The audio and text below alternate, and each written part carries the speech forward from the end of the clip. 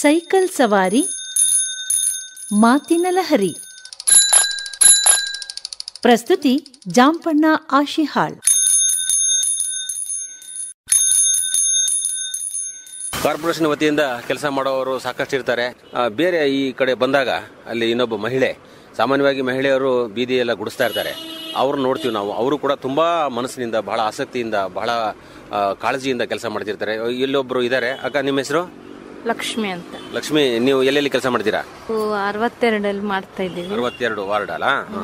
So ಇಲ್ಲಿ ಮಾಡ್ಬೇಕಂದಾಗ ಏನೇನು ನಿಮ್ ಜೊತೆಗೆ ಸಾಮಾನುಗಳು ಇರ್ತವೆ? ಏನೇನು, ಏನಾರ ಪುಟ್ಟಿ ಇರ್ತದ? ಒಂದು ಬಂಡಿ ಇರುತ್ತಾ? ಬಂಡಿ ಇರುತ್ತೆ, ಬರ್ಲಿರುತ್ತೆ, ಮತ್ತೆ ಕತ್ತಿ ಇರುತ್ತೆ, ಗಿಡಗಳು ಕಟ್ ಮಾಡ್ಕೊಳಕ್ಕೆ ಅವೆಲ್ಲ ಇರ್ತದೆ. ಅಂದ್ರೆ ಗಿಡನು ಕಟ್ ಮಾಡ್ಬೇಕಾ ನೀವು? ಗಿಡನು ಕಟ್ ಮಾಡ್ಬೇಕು.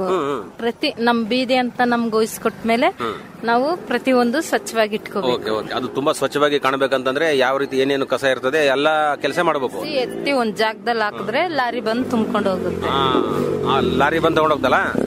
ಬೇರೆ ಕಸ ಯಾರು ಕೊಟ್ಟರೆ ತಗೊಳಮ್ಮ ಅಂತಂದ್ರೆ ತಗೊಳ್ತೀರಾ? ಮನೆ ಕಸ ಏನಾರ ಅಪರೂಪ ಅವ್ರು ಬಿಟ್ಟು ಹೊಂಟೋಗ್ಬಿಟ್ರೆ ಅದನ್ನ ತಗೋತೀವಿ. ಸಾಮಾನ್ಯ ನೀವು ಕಸದ ಗಾಡಿ ಬಂದಾಗ ಹಾಕ್ಬೇಕು, ನಮ್ಗೆ ಯಾಕೆ ಕೊಡ್ತೀರಾ ಅಂತ ಹೇಳ್ತಾರೆ ಕೆಲವರು. ಆತರ ಹೇಳ್ಬೇಕು. ಗಾಡಿ ಬಂದಾಗ ಕೊಡ್ಬೇಕು, ನಮ್ಗೆ ಯಾಕೆ ಅಂತ. ಗಾಡಿ ಬರುತ್ತೆ, ಆದ್ರೂ ಅವರು ಸ್ವಲ್ಪ ಮರ್ತ್ಕೊಂಡು ಹೋದ್ರೆ ಸ್ವಲ್ಪ ತಗೊಂಡ್ ಹೋಗಮ್ಮ ಅಂದ್ರೆ ನಾವು ತಗೊಂಡೋಗಿ. ಇರ್ಲಿ ಅಂದ್ರೆ ನೀವು ಈಗ ಅಲ್ಲಿ ಗಾಡಿ ಹೋದ ನಂತರ ಆಗ್ಲಿ, ಕಸ ಕಡ್ಡಿ ಬೆಳೆದಿದ್ದಾಗ್ಲಿ, ಒಂದೆಲ್ಲೋ ಒಂದ್ ಕಡೆ ಬಿಸಾಕಿರ್ತಾರಲ್ಲ, ಅದನ್ನೆಲ್ಲ ನೀವು ಮಾಡಿ ಒಂದ್ ಗುಡ್ಡೆ ಹಾಕ್ತಿರಿ, ತುಂಬ್ಕೊಂಡು ಹೋಗ್ತಾರೆ. ಅಂದ್ರೆ ಈ ದಿನನಿತ್ಯ ಬೆಳಿಗ್ಗೆ ಹಾಡ್ ಹಾಕೊಂಡು ಶಿಲ್ಪಿ ಹೊಡ್ಕೊಂಡು ಬರೋರು ಅವ್ರು ತಗೊಳಲ್ಲ, ಬಟ್ ಇನ್ನೊಂದು ಗಾಡಿ ಬರುತ್ತೆ. ಇಲ್ಲ, ಅವರೇ ತಗೊಳ್ಳೋದು. ಅವರೇ ತಗೊಳ್ಳೋದಾ? ಅಲ್ಲಿ ಗುಡ್ಡೆ ಹಾಕಿದ್ರೆ ತುಂಬ್ಕೋಬೇಕಂತ ರೂಲ್ ಇದೆಯಾ? ಅದು ಇನ್ನೊಂದು ಟ್ಯಾಟರ್ ಬರುತ್ತೆ. ಅದೇ ಕೇಳಿದೆ ನಾನು. ಗುಡ್ಡೆ ಹಾಕಿರೋದು ಇನ್ನೊಂದು ಟ್ಯಾಟರ್ ಬಂದು ಎಲ್ಲೆಲ್ಲಿ ತುಂಬಾ ಕಸ ಇರುತ್ತೆ ಅದನ್ನ ತುಂಬ್ಕೊಂಡು ಹೋಗ್ತಾರೆ. ಇನ್ನೊಂದು ಗಾಡಿ ಬರುತ್ತೆ, ಸೀಟ್ ಹಾಕೊಂಡು, ಅದು ಮನೆ ಕಸ ತಗೊಂಡು ಹೋಗುತ್ತೆ. ಹೌದಾ? ಈಗ ಮನೆಯಿಂದ ನೀವು ಬೇಗ ಬರ್ಬೇಕಪ್ಪ. ಎಷ್ಟು ಗಂಟೆಗೆ ಬರ್ತೀರಾ? ನಾವು 6 ಗಂಟೆಗೆ ಬಂದು 6:30 ಕೆಲಸ. ಮನೆ ಕೆಲಸ ಹೆಂಗ್ ಮಾಡುತ್ತೀರಾ? ಮನೆ ಕೆಲಸ ಮಧ್ಯಾಹ್ನ ಮುಗಿಸ್ಕೊಂಡು ಮನೆ ಕೆಲಸ ಮಾಡ್ಕೋತೀವಿ. ಬೆಳಿಗ್ಗೆ ತಿಂಡಿ ಮಾಡ್ಬೇಕಂದಾಗ ನೀವು ಪಾಪ ಈ ಕಡೆ ಬಂದಿರ್ತೀರಿ, ಮನೆಯವರಿಗೆಲ್ಲ? ಮನೆಯವರು ಪಾಪ ಇರೋದನ್ನ ರಾತ್ರಿ ಮಾಡಿರ್ತೀವಲ್ಲ, ಅದನ್ನ ತಿನ್ಕೊಂಡು ಹೋಗ್ತಾರೆ. ಮಕ್ಕಳಿಗೆಲ್ಲ ತೊಂದರೆ ಆಗತ್ತೆ. ಕೆಲಸ ಎಲ್ಲ ಸ್ಕೂಲಿಗೆಲ್ಲ ಹೋಗ್ತಿರ್ತಾರೆ, ಅವರಿಗೆಲ್ಲ ಡಬ್ಬಿ ಕಟ್ಕೊಡ್ಬೇಕಾ? ಇಲ್ಲ, ಎಲ್ಲ ನಮ್ಮ ಹುಡುಗ ಒಬ್ಬ ಕೆಲ್ಸಕ್ಕೆ ಹೋಯ್ತಾನೆ, ಅವನು ಪಾಪ ಗ್ಯಾರೇಜ್ ಕೆಲ್ಸಕ್ಕೆ ಹೋಯ್ತಾ ಇದ್ದಾನೆ.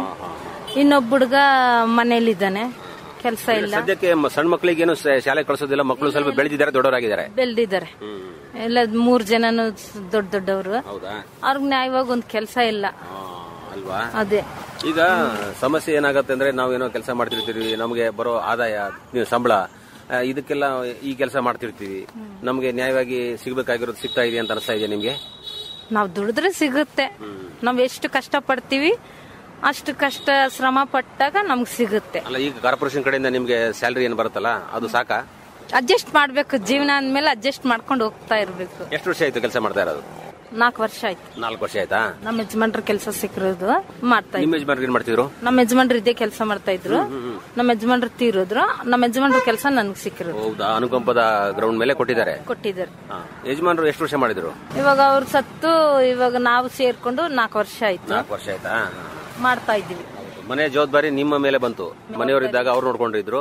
ಅಂದ್ರೆ ಮಹಿಳೆಯರಿಗೆ ಎಲ್ಲಾ ಜವಾಬ್ದಾರಿಗಳು ಬರ್ತದೆ. ಗಂಡ ಚೆನ್ನಾಗಿದ್ರೆ, ಆರೋಗ್ಯವಾಗಿದ್ರೆ, ಒಳ್ಳೆ ರೀತಿ ಕೆಲಸ ಮಾಡ್ಕೊಂಡಿದ್ರೆ ಮನೆ ಚೆನ್ನಾಗಿ ನಡೀತಿರ್ತದೆ. ಆಮೇಲೆ ಏನಾರು ಹೆಚ್ಚು ಕಡಿಮೆ ಆದ್ರೆ ಎಲ್ಲ ಜೀವನದಲ್ಲಿ ಏನೇನು ನಾವು ಮಾಡ್ಬೇಕು ಅಂತ ಕಲ್ತು ಬಿಟ್ರಿ. ಹೆಂಗ್ ಬಂದ್ರಿ? ಫಸ್ಟ್ ಇಲ್ಲಿ ಬಂದಾಗ ಕೆಲಸ ಮಾಡಕ್ ಏನಾರ ಮುಜುಗರ ಅನಿಸ್ತಾ ನಿಮ್ಗೆ? ಮೊದಲಿಗೆ ಹೆಂಗ್ ಅನಿಸ್ತು ನಿಮ್ಗೆ? ಮೊದಲಿಗೆ ಏನ್ ಅನ್ಸಿಲ್ಲ. ನಾವು ಕಷ್ಟಪಟ್ಟು ಬಂದ ಜೀವನ ಇದು. ಮನೇಲಿದ್ರೆ ಕಷ್ಟ ಪಡ್ತಿದ್ರಿ, ಈಗ ಬೀದಿಗೆ ಬಂದಾಗ ಕಷ್ಟ ಪಡ್ತಾ ಇದೀರಿ. ಗಂಡ ಇದ್ದಾಗ್ಲೂ ಕಷ್ಟ ಪಡ್ತಾ ಇದ್ವಿ, ಇವಾಗ್ಲೂ ಕಷ್ಟ ಪಡ್ತಾ ಇದ್ವಿ. ಮಕ್ಕಳಿಗೋಸ್ಕರ ಕಷ್ಟ ಪಡ್ತಾನೆ ಇದ್ದೀವಿ. ಅವ್ರಿಗೊಂದು ನೆಲೆ ತೋರ್ಸೋ ಗಂಟ ಕಷ್ಟ ಪಡ್ತಾನೆ ಇರ್ಬೇಕು. ಆಯ್ತಮ್ಮ, ಬಹಳ ಖುಷಿ ಆಯ್ತು. ಬಹಳ ಪ್ರೀತಿಯಿಂದ ಊರು ಸ್ವಚ್ಛ ಇರ್ಬೇಕಂದ್ರೆ ನಿಮ್ಗಳ ಪಾತ್ರ ತುಂಬಾ ದೊಡ್ಡದಿದೆ. ನೀವು ಒಳ್ಳೆ ರೀತಿಯಲ್ಲಿ ಕೆಲಸ ಮಾಡ್ತಾ ಇದ್ದೀರಿ. ಮೈಸೂರು ತುಂಬಾ ಸ್ವಚ್ಛ, ಒಳ್ಳೆಯ ನಗರಿ, ಒಳ್ಳೆ ಹೆಸರು ಪಡೆದಿದೆ.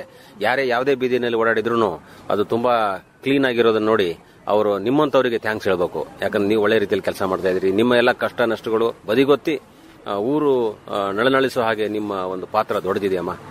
ತುಂಬಾ ಧನ್ಯವಾದಗಳು. ನಮಸ್ಕಾರ. ನಮಸ್ಕಾರ ಸರ್.